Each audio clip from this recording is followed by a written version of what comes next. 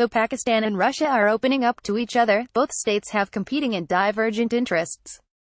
Russia's engagement with Pakistan is intended at eliminating Islamic State in the region.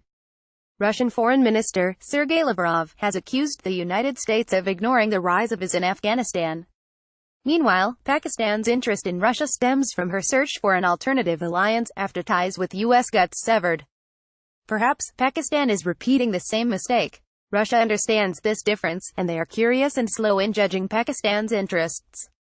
Pakistan's foreign policy lacks coherent framework and suffers from short-sightedness. After being betrayed by US, Pakistan has now turned to Russia, but times have changed and Russians are cautious of new dynamics and intentions behind Pakistan's recent interests. Pakistan must be aware that the leadership in Russia has not abandoned its Cold War mentality, and accepting Pakistan as an ally will be judged and decided through the same prism. By opening up to Russia, Pakistan only sells itself in just security framework. We must work on spectrum connectivity with Russia and others as well, so that we are not blamed after their security needs are over. Former Prime Minister Nawaz Sharif told President Vladimir Putin in Ufa at the SCO summit that Pakistan wanted a multidimensional relationship with Russia. This multifaceted relationship can only improve if it is from traditions to technology, from culture to commerce, from investment to information technology, from service to strategy and from people to politics. Russia-Pakistan rapprochement will not be successful until both establish a relationship on above-mentioned S. Russia-Pakistan rapprochement will not be successful until both establish a multifaceted relationship. Pakistan understands the need to engage with China on CPEC and having a north-south gas pipeline from Russia which is to complete in 2020 in 3 phases. Russia will invest about $2 billion in the 1,100 km long pipeline. The world is moving from the US-led Western globalization to a Chinese-led Silk Road globalization. Russia and Pakistan are stakeholders in One Belt and One Road through the Eurasian Land Bridge and the CPEC respectively. China is working on creating new marketplaces through OBOR. China believes in shared destiny, and that can only be achieved through access to markets and contributing to stability and prosperity of neighboring powers.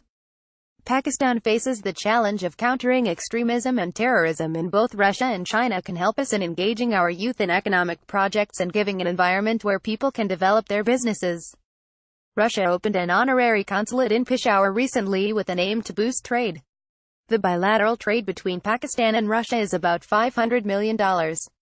Many also believe having honorary consulate in Peshawar means Russia also wants to enhance its footprints in KP to monitor the IS presence in Pakistan and Afghanistan border region. Pakistan's rapprochement with Russia is being seen in India as an anti-India move. India is opening up to the US, Australia and Japan, and they are thinking to have free and open Indo-Pacific strategy including high-quality infrastructure. It is being considered as a joint regional infrastructure plan to counter China's multi-billion-dollar OBOR. India is going in the Western Bloc while ignoring its non-aligned status, and Russia is uncomfortable with this. That is why Russians are calling Pakistan as a reliable partner in South Asia. Pakistan's cozying up with Russia is being taken in Washington as a poke in the eye. Billions of dollars lost in the Afghan war have not brought any success to the U.S. 17 long years in Afghanistan and still more than 40% of the territory is in the hands of Taliban. Looking at the behavior of the U.S. since Trump administration took charge and the August 21 speech of Donald Trump regarding its South Asia policy, Pak-U.S. relations are hanging by a single thread which could free fall any time. The United States understands that with this tough approach on Pakistan, it may go out of the U.S. influence. Russia has given signals that it will support Pakistan in acquiring membership in the Nuclear Supplier Group (NSG), which Pakistan considers very significant for acceptance of its nuclear program. On the other hand, the U.S. asked Pakistan to take stewardship of its nuclear arsenals. Pakistan took this very seriously, and its National Command Authority (NCA) had a meeting the very next day and responded Washington with force that our nuclear assets are in safe hands. Pakistan will maintain full-spectrum deterrence (FSD) for maintaining strategic stability in the region. The U.S. has recently banned 7 Pakistani companies which are engaged in nuclear trade. This will harm Pakistan's ambitions for joining the NSG. Hence, Pakistan desires Russian support in the nuclear field as well. Meanwhile, Pakistan must engage with the U.S. and should not give the impression that it wants to cut off ties.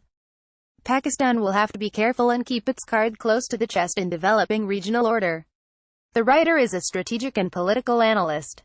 He teaches international politics in NUML Islamabad, published in Daily Times, April 5, 2018.